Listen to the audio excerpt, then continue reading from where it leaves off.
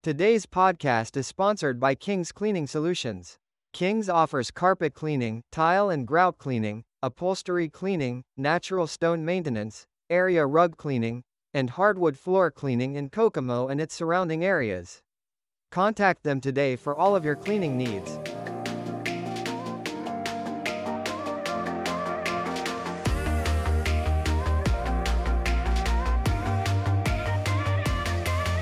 Hi, welcome to a special election edition of The Lamp. We'll be doing this throughout the month of October as we approach the fall election. I know there's a big race at the top of the ticket that you're probably all either disgusted by or can't wait to vote in, but there are a lot of down ticket races that are much more important to your day-to-day life than you would probably realize or want to accept. And we're going to talk to one of the candidates running for those offices right now. I have with me Brad Bray, who is running for Howard County Commissioner on the Republican ticket. Brad, thank you so much for joining us today. We're doing this with as many of the candidates that we can get a hold of that want to sit in front of a camera, which, hey, I understand not everybody enjoys that or enjoys me for that matter. I'm an acquired taste. Fortunately, Brad is pretty much immune to my wiles at this point. So... We'll go with that. Oh yeah. All right. So Brad, this you are the incumbent, and Yes, you sir. have had 3 terms. Yes, sir. So this is you're running for your 4th term as Howard County Commissioner, representing the eastern part of Howard County, correct? District 3. District 3. So Yes, sir. tell me a little bit about yourself. Well, I'm 67 years old. I'm a retired firefighter from Kokomo. Spent 34 years with Kokomo Fire. Was coroner for 8 years within that time. Started out my adult life. I've been a public servant my whole adult life. 18 years old, I was on the Burlington Volunteer Fire Department. Lived in western part of Howard County. While I was on there, I got hired on to Kokomo and stayed on Burlington. Then, as I got later in life, I married my wife Polly, and we moved to Greentown. And I'm on the Greentown Fire Department now. Over there, volunteer again, and I'm still. As a deputy coroner, unpaid deputy, Okay. in case they need me. Not many people know that, but I still do. I'm still an EMT after 46 years, and still do some classes now and then. Very good. All right. So what possessed you to want to run for a 4th term as Howard County Commissioner? Well, we're getting a lot of stuff done in Howard County. Okay. And the like. And people wonder, what does this office do? For me, with this office, I have the ability to help people when they have an issue or a problem. I get called on some things you can't imagine that people don't know. I mean, They don't know what we do. Right. And my best story, and I'll tell you a quick story. All right. I had a lady call me in my last term, this last term, I think it was, and she had a low-hanging cable in her yard. Not my job, but you know what? I'm the guy that helps people. You know that. Okay, You've yeah, known me for years. sure. So I drove by and looked at it, and it was a cable line. And in my phone, I have a lot of numbers, and my buddy just happened to be the guy that was a cable district manager. I called him and said, hey, this lady's got a problem. Can you help her out? Sure, goes and fixes it the next day. That's the kind of guy I am. Gotcha. I help people when they're in need. That's not in the typical job description No, for a Howard no. County Commissioner. No. It's not what they do day to day. What, in your view, is your official capacity for the county? Our official capacity is we have to oversee any contracts that the county gets into. We have to, of course, our attorney looks at them. We have to approve them and sign them. We oversee roads and bridges. We appoint the highway superintendent, and Amber Toll, who is there now, who is amazing. If you've ever driven our roads, you'll know that. They're the best in the state, as far as I'm concerned. Well, they've said that. I think we are the only county that has no gravel roads Yes, sir. in the public system, where Yes, every sir. other county in Indiana has at least one. Right. So that's an accomplishment, but that goes back well before you even. Well, we've been working on it for the time I've been in there. You haven't let up. We haven't let up, let's put it that way. We have to, like I say, roads and bridges. We do the maintenance for all the county buildings are ours, so we have to oversee the maintenance on those. We appoint the maintenance director. There again, Bill Stone Street, amazing. Him and his crew can do anything. They fix everything for us. They save us a lot of money by not having to go farm out. We have to some, Sure. but him and his crew fix a lot. Health department, we appoint the health department person, the doctor in charge of the health department, and we oversee that. So a lot of things people don't realize we have to do. The jail people think we oversee. We don't. That's the sheriff's. Gotcha. He's an elected official just like us. We don't tell the sheriff or any other elected official what to do. That's Well, not our job. technically. Technically, yes. I mean, you are the Well, yeah. administrative Yes, sir. body of the Yes, sir. county, so there is a point at which elected officials do need to listen. Yeah, but not. Yeah, and we're not there with our thumb on them. Let's just put it that way. And you don't have any outright authority No. when it comes to them No. either. They can run their departments as they see Yes, sir. fit, as long Yes, as they're sir. following the law. Right. Yes, sir. Okay. So we've established the ground rules here for a commissioner. Since you have 3 terms in the office, what would you say are some of your key accomplishments in the role? We have this last go around, we had a lot of ARP money come through. And let's let people know what American ARP. Rescue Plan. Okay, so which this is was the from the COVID Right. and helping people recover from that. Well, we got quite a bit of money. I don't know the exact numbers, but we were able to fix, remodel, or redo the county highway garage, which has needed it forever. And I'll tell you, people say, what's the big deal about that? Well, we went from I think don't quote me on these numbers, but I believe she told me in the winter it's something like $4,000 to heat that place. That's in my. half now with the new building. My. So Well, it's about yeah, two- I mean, the it was big building. it was an Trucks old in and cabin. out. Yeah. We did the Just Out building, went in and did some remodeling there. We did a lot of remodeling in the main building, the gold front building, if you see the gold window for the old The bank old building. key bank The is old how key bank building. those of us who've been around for a while. We did a call lot it of the key remodeling bank there to make it building. more friendly with no-touch faucets, no-touch paper towel. We have drinking fountains with the filtered water where you can refill your bottle on the drinking fountains. Went and did a lot of upgrades. And, what's the big deal about that? Well, ARP money was for everyone. This was federal money that was given to us. Whereas if we had to do that, it would have been Howard County money that paid for that. Sure. Now, some of ours did, but a lot of that, it came from Well, if everywhere. this was money because of COVID, Right. it makes sense. And there to was put in restricted things, funds and yeah. unrestricted funds with that. So Okay, we could, yeah. well, that's yeah. We followed the letter on that, what we could do with it. Gotcha. And we had opioid money come in, and we've used, which was opioid settlements from the big drug manufacturers Yes. and some of the big pharmacies. We took that, and there again, restricted on that. It had to be used to opioid treatment. So we gave that to a lot of the people that do the opioid treatment.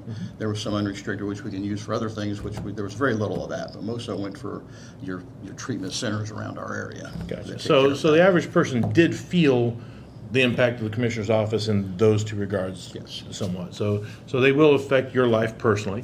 Probably not as much as maybe the county council, because the county council is the one that writes the There's the checks. dollars, yes. And that's the difference about county versus city government or other forms of government that people might be used to, is that the administrative body and legislative, because you are also the legislators, Yes, sir. do not have any control over the fiscal Right. affairs of the county. The county council actually does that, whereas in the city, your mayor is your administrator, your city council is your Yes.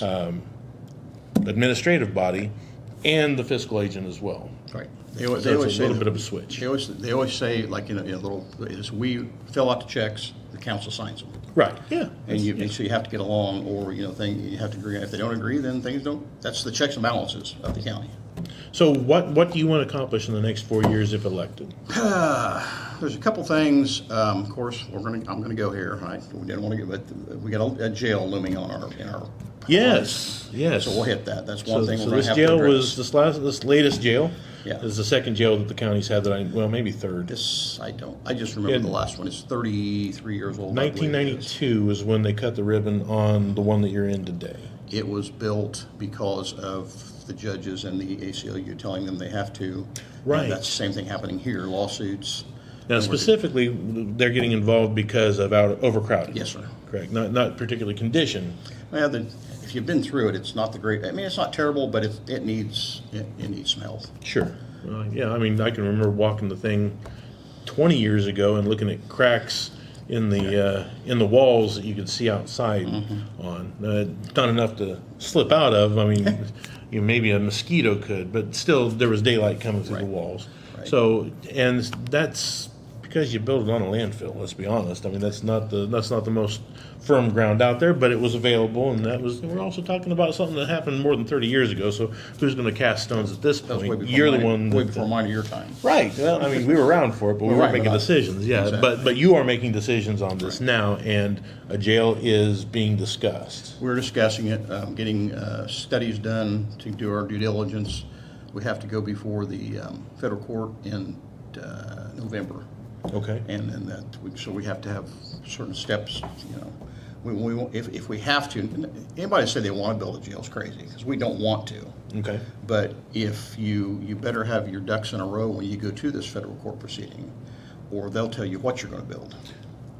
Okay. And we want to have the control. If we're going to do it, we want to have control of what we're going to build. And that's pretty true about government at all levels all the time. Is if there's a problem and the local government isn't addressing it in a timely manner, the next one up the chain tells you how you'll do it. And you're not going to like it when they tell you. And Howard County, for better or worse, has always stepped out in front of that and taken care of it themselves before they got mandated. We're jumping through the hoops right now, trying to get numbers back, which we're trying to get those back in the next few weeks. Gotcha. See what we got going. So that's one of the things you think in the next 4 years is definitely going to be an issue. And employee retention. We would like to, there's different ways of doing that. The Sheriff's Department gets a longevity. So we'd like to maybe try to do some kind of longevity for the people, the employees, somewhat of so many years, or maybe some kind of longevity, or some kind of way to take care of the people that have a lot of time. We already gave back like the extra week's vacation, because people with over so many years, I mean, you want to keep, you know how it is now, trying to get people to work, and your skilled people are retiring. Well, that's true. Yeah. So you want to keep the ones you got if you can. Right. So you're trying to do a little employee retention. How would that work? Well, we've got to sit down with them, try to get a matrix and see how this will work, and try to maybe do some kind of longevity type setup. It's being discussed, but there again, the council has to be on board. Sure. I mean, we can have all the ideas in the world. If the council says nope, then it's not going to happen. Now, does Howard County have an attrition problem, or do we have employees outside of the Sheriff's Department that are actively looking for employment elsewhere? You're talking like the auditor's office? But it's going to get to a point where there's competition. Like right now, you know how it is with law enforcement. There's competition, yes. Or even the fire service. Yes. That guy's paying more down the street. I'm going to go down there. Right. We want to get ahead of that. Okay, so you anticipate that might be a problem with your rank and file county employees? Maybe, we don't know. It's not happened yet, but all right. But as people retire, you want to try to keep them around if you can, but give them a little incentive. And I don't want to. I'm not being confrontational. I'm learning about this one as you are. So there you go. But you brought it up, so we'll talk about that. What else? What else do you have then that you think in the next 4 years will need to be addressed? Gosh, Pat. I know getting out the crystal ball is tough. Those two things. I'm trying to think what else we got going on. You caught me in a blank. Those are my two top ones. The two main ones we want to work on. Those are big ones. Yeah, and we could talk about solar panels. We could talk about property rights. We could talk about the situation with our sanitary sewers or lack thereof outside of municipalities. These are all issues that will come up over the next 4 years. Right, and we could talk a little bit of that if you want to. I mean, we got nothing but time. I am a member of the Taylor Regional Sewer District Board. Gotcha. And was kind of voluntold to do that by our surveyor Greg Lake wanted. The board that district was kind of in trouble and needed some work, and so we went in and kind of more or less took it over, and we supplied some ARP money to help with that, and the city's helping us out a little bit with that also, and because some of those people are in the city. Right. So we're trying, and we've got the district where IDM's satisfied now. When we came in, it was like, oh boy. Well, yeah, I mean, I think none of the equipment was working anymore. You were there. You know how you heard. Right, and I remember when it was put together, because we had a situation where Kokomo Creek had more than 1 million parts per million of fecal matter in the stream. So that's obviously you don't want to drink, bathe, or even be anywhere around that. Oh, bringing that up, if you're talking about something in the future, I'll tell you. If you spark something here. Yeah, okay, let's hear it. Stormwater. We have hired a stormwater gentleman to be our coordinator. Okay. He is going out daily and doing multiple outflow readings. Okay. And we have found some E. coli, and we're starting to do dye tests on toilets. In which communities? West right now. Okay, There's so a little part west where you've been. we're talking about Green Acres. We're talking about no, not quite. Mainly they're at the point. Okay, so just outside. But we're doing others like when the battery plant goes in, those creeks will be monitored all the time for stuff coming, any outfalls into those creeks. Yeah, that's not his job, because we haven't really had a chance to do that. But hiring this young man, he's really a go-getter. He'll go out and do 25 samples a day, bring them back to the lab, test them, and then figure out what's going on. Western Howard County is in a real crisis when it comes to water quality out there. They don't have a sewer district like Taylor does. The New London sewer district is long since passed on, and Rushville took that on. Right. But neither Rushville nor Kokomo, in my understanding, can be brought into play to help with some of the other sections. So there are some out there, I think, smaller ones that might be able to be hooked onto. You've got one out in Green Acres, and it's not a very big one, but that's not anything, and that's not nothing in the crystal ball as you're talking. Gotcha. But there are some, but that is a problem. I mean, we've got septics that fail, and right. And the state changed the rules several years ago where if you don't have a full acre of land available for a new septic system, you don't get to build one, which makes your property pretty much worthless, as I understand it. Whereas the Taylor district, it's like I said, we've got that thing going really good now. So definitely that's going to be an issue that we see over the next 4 years that our next commissioner will need to address. Right. Not one that I think anybody really wants to. But like we got the young man that does the sampling and reports back to us. As a commissioner, you're also a member of the drainage board and the stormwater board. Gotcha. So we're involved in all that. Right. So that was really good to get him on board, and he's really doing a good job. Very good. So do you want to talk about solar? We can. I mean, you go ahead. I mean, shoot, you're going to beat me up. Go ahead. I mean, gloves. Here we go. All right. So, solar panels. They are a recurring issue in front of the commissioners on a every other week basis. For those of us who attend all these meetings, there is a large solar field planned for Eastern Howard County. Right. It's been in the planning for multiple years at this point. I don't know how close is it to being a reality at this point. There's a lot of hoops to jump through yet. So this is there's not still something planning. There's still drainage board. There's still commissioners to come before, and I miss no. You're not minced any words about it. You've heard me. I mean, I don't like them. Okay, you've heard that. You know that, right? You live near one, near the proposed field? I live in Greentown. Okay, so not on top of the film, but yeah, close. All right. So you oppose solar? I'm not going to say I oppose solar, but I don't.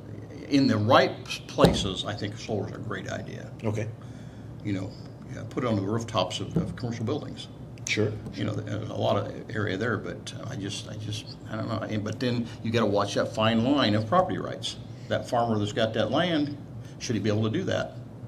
Yeah, that's a good question. As long as it doesn't affect, your neighbor's property, and we don't know. There's nobody to know the answer to that, because some people say, oh, it's going to affect my property value 70%. Some say, and the solar companies say no, 0. Well, that's not. There's going to be some effect there. It's going to narrow your field of buyers. That's going to. It's what's going to. So in the right spots, that's a good idea, but. Gotcha. So when on the timeline is this going to become an issue that the commissioners have to address?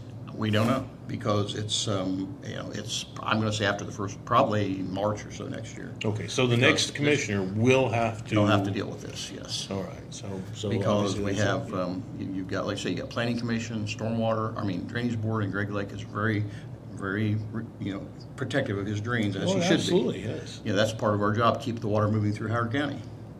And so far, and there again, my part on the drainage board, I don't know if I'm jumping around, but if I do, stop me. But we have spent some money, some ARP money also, to fix drains. There's been a lot of drains in Howard County that were expensive to fix, and as you know, they assess everybody in the watershed. Mm-hmm. But we were able to throw money into that pot to knock that down for some of the people in the bigger ones. Gotcha. To fix some of these huge drains out here, some of the ones out east. And some out west, they've done a lot of them. Fixed a lot of drains. So that would be an accomplishment for you over the Dave last Duncan, when he was in there, and him and Greg Lake were together. Dave's retired now, but I'll tell you, they did a fantastic job of working on these drains. Very good. All right. So drainage will be an issue that moves forward. I don't think drainage ever goes away. No, it won't. Because anywhere the water gathers, you're going to have an issue there. And our job is to keep it moving through the county. All right. So that gives you a taste of what a commissioner does. Why he wants to run for it, I'm not sure. Maybe Well, you accuse me of hitting my head when I wanted to be in your cartoons. Yeah, absolutely. In another life, yeah. I used to be the editor of the Kokomo Perspective, and we had a cartoon every week in that paper, and we usually lampooned public officials. And when he first came on as a public official, we didn't do that to him, and I think he felt a little left out. Yeah, I asked Pat. I asked him in an open meeting, "Hey, when am I going to get a cartoon?" So of course I had to oblige him the very next week. But yeah, so it was good natured then. It'd be good natured if I did cartoons today, and I don't. But we do want to cover this election, and I appreciate you coming on today and talking about why you want to do this and what you've done in the job. And again, this November, first Tuesday in November, you're going to have an opportunity to vote.